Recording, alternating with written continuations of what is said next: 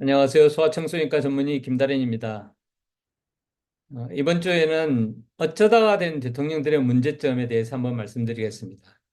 사실 본인들의 입장에서는 제대로 된 선거 절차를 거쳐서 대통령이 되었다고 말할 수는 있죠. 실제로 그런 과정을 거치기 때문에 그것 자체가 저는 문제가 있다고 보지는 않습니다. 하지만은 문재인 대통령이나 또는 윤석열 대통령이나 사실은 준비가 되어 있다기보다 어쩌다가 대통령이 된 거죠. 그러다 보니까 잘못된 정책을 쏟아내는 경우가 많이 있었죠.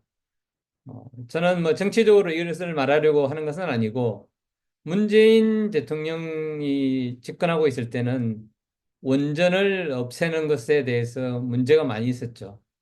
이것도 마찬가지로 윤석열 정부의 현재 의료 상태와 마찬가지입니다. 전문가 집단과 또는 뭐 그런 원전에 관심이 가지는 환경이라든지 그런 환경운동가들과 정책 자문자들 같이 함께 모여서 회의를 하고 여러 번 숙의 끝에 원전을 어떻게 할 것인가를 결정해야지 본인이 공약으로 내세웠다 해가지고 그것을 실행한다. 그것은 위험하다는 거죠. 그런데 그 당시에 행배했던 의견들이 그런 거죠. 유럽에서도 원전을 줄이고 있다라고 이야기하고 있습니다. 실제로 독일 같은 예를 많이 들었고 독일에서도 원전을 줄인다고 했죠. 그렇지만 지금 어떻게 됐나요? 지금 전쟁이 일어나고 거기서 독일에서는 러시아에서부터 천연가스를 들어와서 지금 전기를 만들고 있는 상태란 말이에요. 거기서 끊어버리면. 그러니까 이게 너무나 단순한 거예요. 러시아 같은 경우는 항상 팽창주의를 가지고 있기 때문에 이 사람들에게 먹을 것을 맡겨둔다? 그건 있을 수 없는 거예요. 그거는 그 독일 정부의 최대의 실책이라고 봅니다. 그래서 다시 원전을 설치하고 있다는 이야기를 제가 들은 것으로 알고 있어요. 그렇기 때문에 어떤 정책을 결정할 때는 단순히 나의 주장과 신념뿐만 아니라 장기적으로 봐야 된다는 거죠. 10년, 20년, 50년, 100년을 바라보고 뭔가 정책을 해야지 그렇지 않으면 문제가 된다는 것이죠. 의료 정책도 마찬가지죠. 지금 문제가 되고 있는 게 갑자기 의사들 2,000명 늘린다. 근거도 없이. 물론 이제 근거라고 제시하는 것이 뭐 연구자들의 자료가 있다고 하지만 그 연구자들조차도 부인했어요. 본인들은 2,000명이라 말한 적 없다. 뭐 1,000명 정도라고 이야기했다. 그런 이야기도 하고 어떤 사람들은 안 늘리는 게 좋다라는 연구도 있어요. 그러면 늘려야 된다, 안 늘려야 된다 그러면 공청회를 계속 개최해가지고 의사단체 또는 의사와 무관한 단체 그리고 정부가 서로 만나서 이야기를 해가지고 정책을 시행해 가야죠. 근데 그렇지 않고 이게 뭐 50년, 100년을 바라보고 해야 될 일들을 자기의 독단에 의해서 믿음에 의해서 실행한다는 것은 문제가 있다는 것입니다. 근데 이것이 문제는 우리 인간이 누구나 가지고 있는 문제점이라는 것이 사실은 더 문제예요. 근데 그 문제점을 가지고 있다는 것을 알고 있다면 그런 실수를 줄일 수 있는데 이 사람들이 그걸 인정하지 않으면 그 실수를 계속하게 된다는 거죠. 의사들의 뒤통수를 치는 일이 또 있었죠. 지금 2,000명 늘린다 그랬잖아요. 그래서 2025년에는 2,000명 늘린다, 뭐 더 이상 바꿀 수 없다 했고, 2026년도는 그래도 협상 가능하다고 이야기하다가 다시 그 결정됐다. 또 이렇게 됐어요. 그리고 또 최근에 이제 전남 쪽에 의대 설치 이야기가 나오고 있죠. 그 좀 이해가 안 되는 게, 광주 쪽에는 의대가 두 개 있어요.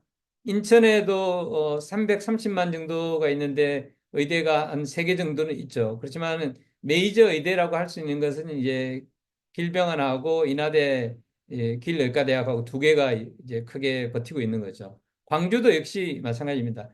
오래전부터 이제 이름이 있는 전남대학교라든지 조선대학교가 있단 말이에요. 그러면 거기 인구가 얼마나 되는지를 생각해 봐야죠.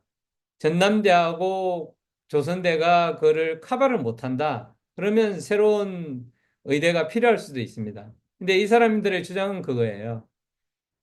전남대는 광주에 있다. 전남도에는 없다. 그러니까 전남도에 목포, 여수, 뭐 이런 순천 이런 데서 유치를 하려고 하는 거죠. 그래서 교육부에서 발표를 했습니다. 두 학교에서 지금 신청이 들어왔는데 그 통합학교로서 그 의대를 신설하겠다. 뭐 요구하는 건 요구해라. 뭐 명수 몇 명 필요하고 어떤 절차를 거친다. 자, 그러면 어 전라남도 쪽에 이제 그런 의대를 허가를 신설을 해줬어요. 그러면 지금 주장하고 있는 데가 많잖아요. 경상도도 일부 지방에서 주장하고 있죠. 그럼 거기는 안 만들어줄 거예요. 예를 들면 강원도라면, 충청도라면. 그러면 이게 또 문제가 되는 게 2천 명 늘린다 그랬잖아요. 그 학교는 또 몇 명 줄 거예요. 예를 들면 뭐 약간 과장됐다고 볼 수 있지만은 10개 학교가 신청을 해가지고 10개 학교를 다 허가를 해줬다. 그럼 100명씩 허가를 해주는 거예요. 그럼 1000명이잖아요. 그러면 이게 2000명 늘어나는 것도 아니고 또 3000명이 늘어나요. 그러면 서울대학교 하나가 그냥 없어지는 거예요. 서울대학교가 3000명이거든요. 그러니까 이게 문제라는 거예요. 그리고 또 정책의 일관성이 없어요. 이게 사실 제일 중요한 것은 물론 제일 중요한 것은 올바른 정책을 시행하는 것이 좋고 그 정책이 잘못됐을 때는 그 정책을 빨리 폐기하고 바꾸는 것이 좋습니다. 그런데 지금 그렇지 않고 조금씩 조금씩 바꾸려고 하는 게 문제라는 거예요.